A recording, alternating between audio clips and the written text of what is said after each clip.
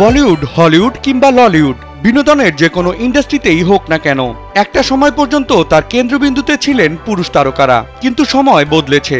নারী তারকারা এখন কেবল জায়গা করে নিচ্ছেন না, বরং নিজেরাই হয়ে উঠছেন পুরো শিল্পের চালিকা শক্তি। আর পাকিস্তানের বিনোদন জগৎ অর্থাৎ ললিউডেও এই ঢেউ বদল সকলের নজরে এসেছে।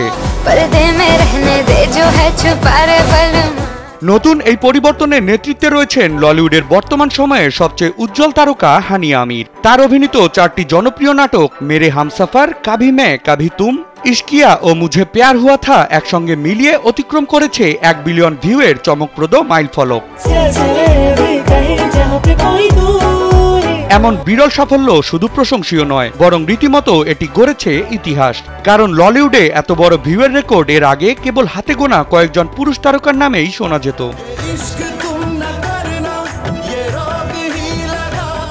এই মুহূর্তে হানিয়া আমির টক্কর দিচ্ছেন ললিউডের শীর্ষ 2 পুরুষ তারকা দানিশ তৈমুর ও ওয়াহাজ আলীকে, যাদের দুজনেরই রয়েছে 100 কোটি ক্লাবে 4টি করে নাটক।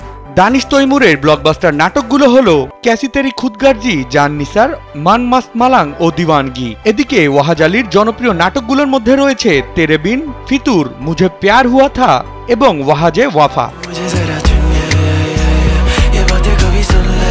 হানিয়ার এই অর্জনের বিশেষত্ব এখানেই যে এটা কেবল তার একক সাফল্য নয়, বরং নারীকেন্দ্রিক গল্প ও চরিত্র যে দর্শকদের হৃদয়ে কতটা জায়গা করে নিচ্ছে এটা তারও একটি বড় প্রমাণ।